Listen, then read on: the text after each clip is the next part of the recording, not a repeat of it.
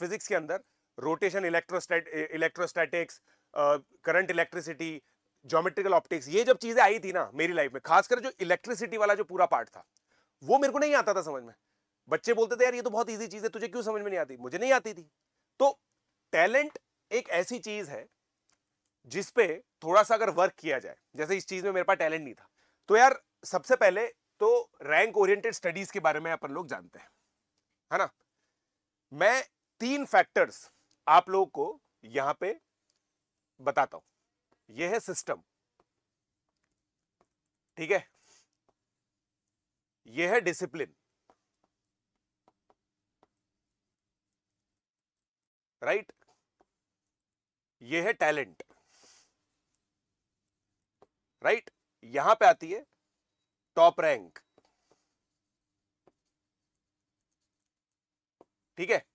तो अब देखिए दोस्तों, 3 इंपॉर्टेंट चीजें जो जेई जैसे एग्जामिनेशन को क्रैक करने के लिए चाहिए होती है, खासकर जब 3 अटेम्प्ट हो चुके हैं आईआईटी के अंदर, तो 3 चीजें जो इंपॉर्टेंट है वो है सिस्टम, डिसिप्लिन और टैलेंट। सिस्टम का मतलब क्या होता है कि आप एक स्ट्रक्चर्ड सिस्टम के अंदर पढ़ रहे हो, जिसके अंदर आपको रोज सोचने की जरूरत नहीं पड़ती कि मुझे क्या पढ़ना है, क्या करना है, राइट। तो एक ये जो चीज होती है ना, ये बेसिकली बच्चे की जो एनर्जी है वो करेक्ट डायरेक्शन में यूज करने के काम आती है। फिर सिस्टम, एक सिस्टम का मतलब क्या होता है? एक well defined set of educators होंगे, जिनकी एक वेल डिफाइंड टाइम टेबल पे क्लास होगी, हर वीक क्लास होगी, हर वीक के अंदर फिजिक्स की क्लास होगी, हर वीक में केमिस्ट्री क्लास होगी, हर वीक में मैथमेटिक्स की क्लास होगी, वीकली टारगेट्स आप लोगों के फिक्स होंगे। ये फिक्स होगा कि कौन सा चैप्टर कब शुरू होगा, कौन सा चैप्टर कब खत्म होगा। हर 3 हफ्ते में टेस्ट होंगे, कुछ क्लास टेस्ट होंगे, आपको असाइनमेंट्स दिए जाएंगे, आप लोग होमवर्क करेंगे, होमवर्क कॉपी आप लोग मेंटेन करेंगे, किसी ना किसी तरीके से आपकी ट्रैकिंग होगी, मॉनिटरिंग होगी, एनालिसिस आप लोग करेंगे, और एनालिसिस करने के बाद उस एनालिसिस को अपने एजुकेटर के साथ आप लोग डिस्कस करेंगे। ये सारी चीजें एक सिस्टम का पार्ट होती है। बट इस सिस्टम को चलाने में टीचर का एफर्ट 10 से 15% होता है, बच्चे का एफर्ट 85 to 90% होता है। क्यों?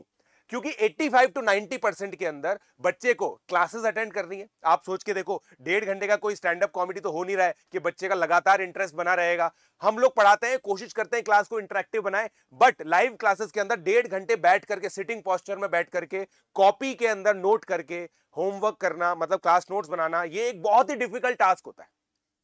इसके अलावा हर 3 हफ्ते में आप लोग को रिवीजन करना होगा एक टेस्ट के लिए। हर 3 हफ्ते बाद टेस्ट कंपलसरीली देना, ये एक एफर्ट है। उसके बाद टेस्ट को एनालाइज करना भी लर्नर का ही काम होता है। दुनिया भर के डॉक्यूमेंट बनाने पड़ते हैं, शॉर्ट नोट्स बनाने पड़ते हैं, ये सब डिसिप्लिन का पार्ट है। फिर एक चीज आती है दोस्तों, जो टैलेंट होता है। टैलेंट जनरली मतलब रिलेटिवली कम लर्नर्स में होता है। कुछ बच्चे होते हैं जो बहुत ही तेज होते हैं, स्टार्टिंग से होते हैं, ऐसे बच्चे होते हैं दोस्तों, जिनको पहली बार में सब चीजें समझ में आ जाती हैं। डिफिकल्ट से डिफिकल्ट कॉन्सेप्ट उनके दिमाग में बहुत अच्छी तरीके से घुस जाता है, उनका एब्जॉर्प्शन बहुत अच्छा होता है, और उनका रिटेंशन भी बहुत अच्छा होता है। रिटेंशन एक ऐसी चीज है जो बहुत ही खतरनाक चीज होती है, right. Now you may not be born with it. Retention, अच्छे रिटेंशन के साथ कोई बॉर्न होता नहीं है। बहुत लोगों का जेनेटिक होता है, उनके माता पिता का रिटेंशन भी बहुत अच्छा है, तो उनका रिटेंशन भी बहुत अच्छा होता है। बट ये कंपलसरी चीज नहीं है कि आप इसके साथ बॉर्न हो, बट ये चीज डेवलप की जा सकती है। This can be developed, manipulations can be developed, manipulations can be developed, but they can not be developed through a single video. अगर आप सोच रहे हो कि आप एक अमेजिंग मैनिपुलेशन का कोई वीडियो देख लो और उस वीडियो से आप लोग का सारा काम हो जाए, तो ऐसा नहीं होगा। आपको इन मैनिपुलेशंस को लगातार इंप्लीमेंट करना पड़ेगा। It is just like learning swimming. आप सोच के देखो, स्विमिंग के वीडियो को देख करके आप लोगों को पता चल जाएगा किस तरह के हैंड स्ट्रोक्स होने चाहिए, किस तरह की लेग मूवमेंट होनी चाहिए, किस तरह की ब्रीदिंग एक्सरसाइज होनी चाहिए। सबको पता है मुंह से सांस अंदर लेनी है, नाक से सांस बाहर छोड़नी है। कब आप लोगों को मुंह ऊपर लेके आना है ताकि आप लोग सांस ले सको, ये वीडियो पे पता चल जाएगा। एक वीडियो देख लिया, बट उससे स्विमिंग आ जाएगी क्या? आपको एक्चुअली पूल में उतरना पड़ेगा। 1 महीने तक ये सारी चीजें इंप्लीमेंट करनी पड़ेगी, जब ये चारों चीजें साइमल्टेनियसली होती हैं। तो जब ये स्विमिंग के लिए एप्लीकेबल है, तो मैथमेटिक्स के लिए भी एप्लीकेबल है, फिजिक्स के लिए भी एप्लीकेबल है, केमिस्ट्री के लिए भी एप्लीकेबल है। जो भी चीज आप एक वीडियो के थ्रू सीखते हो, उसको इंप्लीमेंट आप ही खुद को करना पड़ता है। This is why talent without hard work is nothing. तो टैलेंट, डिसिप्लिन और सिस्टम जब मिलता है, तब आप लोगों की टॉप रैंक आती है। अब ये चीज किसी भी बच्चे के साथ नेचुरल नहीं होती। किसी भी बच्चे को एक्चुअली आइडिया भी नहीं होता कि उसके पास टैलेंट है। जैसे मुझे नहीं पता था, जब मैं पढ़ता था ना, मुझे लगता था मैथ सिंपल होती है। मुझे बाद में लोगों के थ्रू पता चला कि यार मैथ सिंपल नहीं है। I am just naturally used, मतलब मेरे को नेचुरली मैथमेटिक्स बहुत अच्छी समझ में आती थी, फिजिक्स समझ में नहीं आती थी। फिजिक्स के अंदर मैं टैलेंटेड नहीं था, मैथमेटिक्स के अंदर मैं अपने आप को टैलेंटेड मानता था जब मैं लर्नर था। और मैं लर्नर था ना, तब मुझे नहीं पता था कि मैं मैथ्स में बहुत अच्छा हूं। मुझे लगता था कि यार इतनी मैथ्स तो सभी को आती होगी। जो बच्चा अच्छा होता है ना, उसको लगता है कि यार ये चीज तो सभी को आनी चाहिए, मगर रियलिटी ये होती है कि बहुत सारे बच्चों को नहीं आती। सिमिलरली मैथमेटिक्स, जब फिजिक्स के अंदर rotation, electrostatics, current electricity, geometrical optics, ये जब चीजें आई थी ना मेरी लाइफ में, खासकर जो इलेक्ट्रिसिटी वाला जो पूरा पार्ट था, वो मेरे को नहीं आता था समझ में। बच्चे बोलते थे यार ये तो बहुत इजी चीज है, तुझे क्यों समझ में नहीं आती? मुझे नहीं आती थी। तो टैलेंट एक ऐसी चीज है जिसपे थोड़ा सा अगर वर्क किया जाए, जैसे इस चीज में मेरे पास टैलेंट नहीं था, मैंने वर्क किया और एनएसीपी फिर भी क्वालिफाई किया। फिजिक्स ओलंपियाड का जो फर्स्ट स्टेज है वो राजस्थान से मैंने क्वालिफाई किया है, और राजस्थान से क्वालिफाई करना तो बड़ी बात होती है, आप लोग को भी पता है। तो फिर भी मैंने लगातार अपने डिसिप्लिन से, परसिवरेंस से इलेक्ट्रिसिटी वाला जो पार्ट है वो डेवलप किया। और ये चीज आपको over the period of time पता चलेगी। भाई मैंने 9th और 10th क्लास के अंदर एनटीएससी की तैयारी की है, मुझे जो कोचिंग आर्किटेक्चर है, स्ट्रक्चर्ड स्टडी का आर्किटेक्चर है, वो 9th-10th में पता चल गया था। 11th-12th में मैंने उसको बेटर इंप्लीमेंट किया। 11th और 12th के अंदर जब मैंने इसको इंप्लीमेंट किया, तो 2 साल की प्रिपरेशन के बाद मैं अपने आप को अच्छा मैनिपुलेटर बोल पाया कि मैं बहुत अच्छा मैनिपुलेशन करता हूं, मैं बहुत फास्ट प्रॉब्लम सॉल्व करता हूं। बट ये 11th की स्टार्टिंग में नहीं था।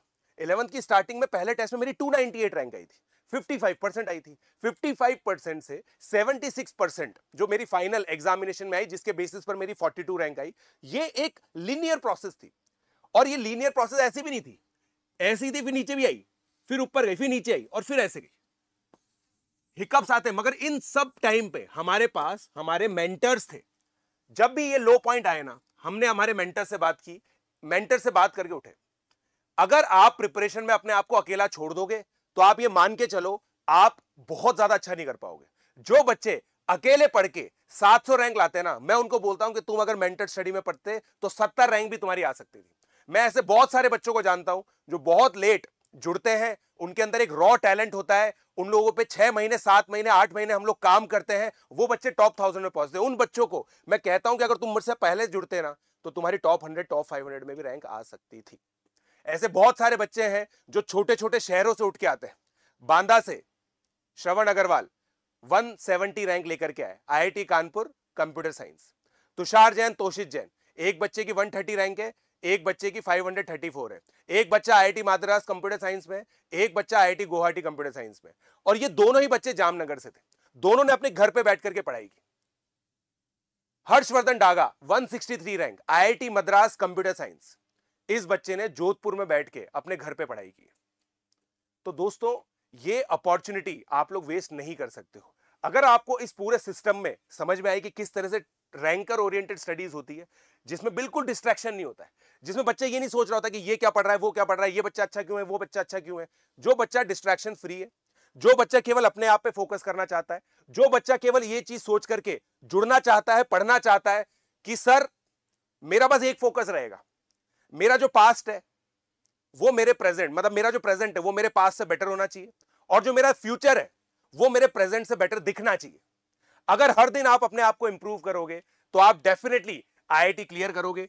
और दोस्तों, आप लोग को यह चीज पता है, 1.01 की पावर 365 तकरीबन 37 पॉइंट समथिंग होती है। मतलब 1 में थोड़ा सा एक्स्ट्रा एफर्ट अगर आप लगातार हर साल हर दिन डालते रहोगे, तो आप लोग दोस्तों 1 को 37 कर सकते हो। आप अपने एफर्ट्स को मल्टीप्लाई कर सकते हो और इवेंचुअली बहुत अच्छी रैंक लेके आ सकते हो। तो अगर आप लोग को दोस्तों ये चीज लगती है कि हाँ यार ये आदमी सही है, इस आदमी के साथ जुड़ करके हम लोग पूरी बात मान करके पढ़ाई करेंगे, 2 साल 2.5 साल फिजिक्स ओलंपियाड, केमिस्ट्री ओलंपियाड सबकी ओरिएंटेशन लेंगे, आईएसआई की प्रिपरेशन करेंगे, मैथ्स ओलंपियाड की प्रिपरेशन करेंगे, इंटरनेशनल स्टडीज के बारे में भी सोच सकते हैं। बट उन सबके लिए अर्ली स्टार्ट जरूरी है, नवंबर में स्टार्ट जरूरी है। नवंबर के अंदर आप लोग को जो मेरा निम्बस बैच है वहां पे स्टार्ट जरूरी है। तो जो बच्चे 11th क्लास में आने वाले हैं अगले साल, जो बच्चे 2027 के अंदर जेई देने वाले हैं, वो बच्चे अभी से जुड़े 28, क्योंकि आप लोग को पता है दोस्तों अब तो 3rd अटेम्प्ट आ गया है। सोच के देखो, जेई एडवांस का थर्ड अटेम्प्ट आ गया, इसका मतलब सेकंड ड्रॉपर आएंगे, 4-4 5-5 साल पढ़े हुए बच्चे आपके साथ एग्जामिनेशन देंगे, तो थोड़ा तो एडवांटेज ले लो, कम से कम खुद तो 2.5 साल पढ़ लो। 2.5 साल पढ़कर 11th क्लास के अंदर आप अपनी जो प्रिपरेशन है उसको अभी से स्टार्ट करो, और जो बच्चे 9-10th के अंदर है वो IOQM वाला जो कोर्स है वहां पे पढ़ो। ऐसी गॉड लेवल मैनिपुलेशन हो जाएगी, आप लोग सही में वो बच्चे होंगे जब 12th में एग्जाम दोगे, 4-5 साल की कोचिंग तुम्हारी ऐसे ही हो जाएगी। क्योंकि जो सेकंड ड्रॉपर होगा ना वो 4 साल प्रिपरेशन वाला होगा, 11th पढ़ी होगी, 12th पढ़ी होगी, फर्स्ट ड्रॉप सेकंड ड्रॉप, 4 साल। तुम 4 साल कैसे कर सकते हो? 9वीं में स्टार्ट करके, 9वीं 10वीं 11वीं 12वीं एक साथ सेलेक्ट होना यार। 12वीं क्लास में सेलेक्ट होकर के IIT जाओ, 22 साल में ग्रेजुएट करो, करोड़ों का पैकेज कमाओ। सीधी सी बात है, सिंपल माइंडसेट रखो, उसके लिए डिसिप्लिन लगता है, और डिसिप्लिन, टैलेंट और सिस्टम, ये तीनों से टॉप रैंक आती है। सो आई होप आप लोग को दोस्तों पूरा सिस्टम क्लियर हो गया कि क्या होगा। तो 11 तारीख से दोस्तों मेरी क्लासेस चालू हो रही है निम्बस बैच के अंदर, आप लोग इसको इनरोल करो। पीजे लाइव कोड आप लोग को यूज करना है, डिस्क्रिप्शन में सारे लिंक्स अवेलेबल है। और कुछ भी चीज की आपको क्वेरी करनी है तो @prashant42 जैन ये मेरा नंबर है, यहां पे आप लोग मेरी टीम से बात कर सकते हो टेलीग्राम के अंदर, और ये मेरा व्हाट्सएप नंबर है, यहां पे भी आप मुझे मैसेज कर सकते हो। ठीक है गाइस, तो मिलते हैं बैच के अंदर, लेट्स क्रैक इट।